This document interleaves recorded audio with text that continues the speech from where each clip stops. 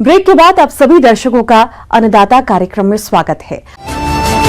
बहुउपयोगिता के कारण अपना एक अलग स्थान रखता है। हमारे यहाँ इसकी खेती न केवल आमदनी के लिए की जाती है बल्कि संस्कृति के महत्व के कारण भी इसका हमसे कुछ खास जुड़ाव है। बांस दुनिया भर के सभी पेड़ों में से एक ऐसा पेड़ है जो किसी भी परिवेश में तेजी से विकसित हो जाता है।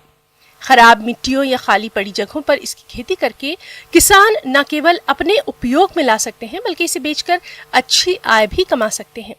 तो आप कैसे करें बांस की खेती? देखिए हमारी ये खास रिपोर्ट।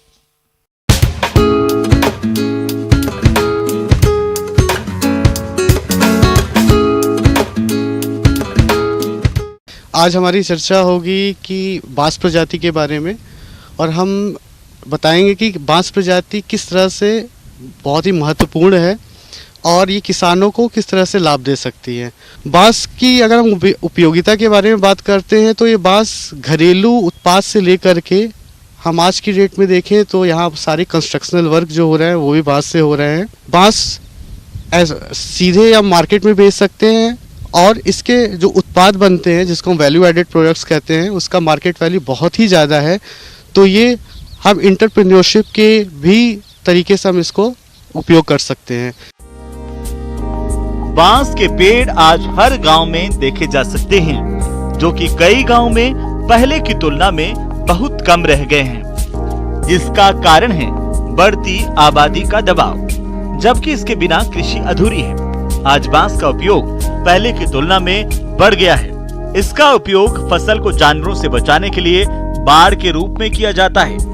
कई फसलों में स्टैकिंग के लिए होता है, झोंपड़ी तैयार करने में, भवन निर्माण जैसे कार्यों में। यही नहीं, बांस से कई घरेलू चीजें बनाई जाती हैं। इस तरह बांस के उपयोग को देखते हुए बांस की खेती से आप अच्छी आमदनी कर सकते हैं।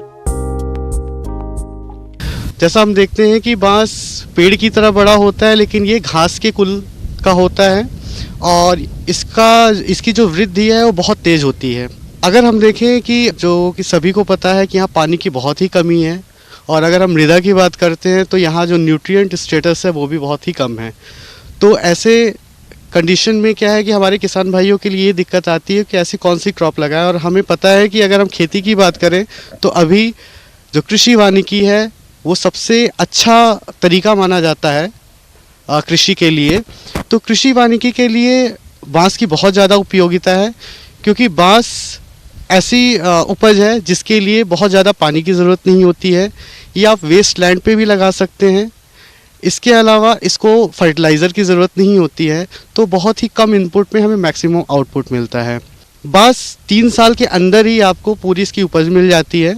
यहाँ सबसे जो ज़्यादा पाया जाने वाला बांस है वो लाठी बांस है, जिसको हम बोलते हैं डेंड्रोकैलमस स्ट्रिक्टस।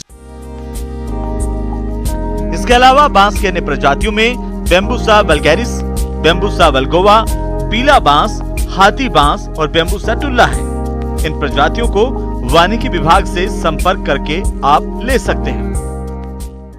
अगर आप बांस के संवर्धन की बात करें तो हमें ये जानना होगा कि बांस जो है वो मोनोकार्पिक होता है। इसका मतलब ये है कि ये पूरे जीवन में एक ही बार इसके फल लगते हैं, तो इसमें बीज तो हमें नहीं मिल पाता है। तो इसके लिए हम क्या करते हैं, कायिक संवर्धन होता है जिसको वेजिटेटिव प्रोपगेशन कहते हैं। तो हमारे किसान भाई क्या कर सकते हैं कि इसके जो ब्रांचेस होती हैं उसको कुछ हार्मोनल ट्रीटमेंट्स होते हैं उसके द्वारा भी लगा सकते हैं। साथ साथ अभी बहुत ही ज़्यादा प्रचलित है टिश्यू कल्चर, जिसको ऊतक संवर्धन कहते हैं। तो ऊतक संवर्धन विधि द्वारा भी हम क्या कर सकते हैं कि बांस को बहुत ही ज़्यादा मात्रा में बहुत ही कम समय में हम तैयार कर सकते हैं। बांस की खेती के लिए पौधों की जरूरत होती है, जिसके लिए आप चाहें तो पुराने बांस की जड़ को काटकर लगा सकते हैं। लेकिन इन बांसों की लंबाई मोटाई अधिक होने की वजह से इनका कई जगहों पर उपयोग नहीं हो पाता है। इसीलिए आप उन्नत प्रजातियों के पौधे वानिकी विभाग या अन्य निजी संस्थाओं से ले सकते हैं। इनसे आपको अच्छी क्वालिटी के बांस मिलेंगे, जिससे आपको अधिक लाभ मिलेगा। इसकी सफल खेती के लिए भी जरूरी है कि रोपाई बरसात में की जाए, लेकिन इसके लिए अधिक गर्मी यानी अप्रैल या मई में ही गड्ढे खोदकर जरूरी खाद उर्वरकों का प्रयोग कर दिया जाए। इसके बाद जुलाई या अगस्त में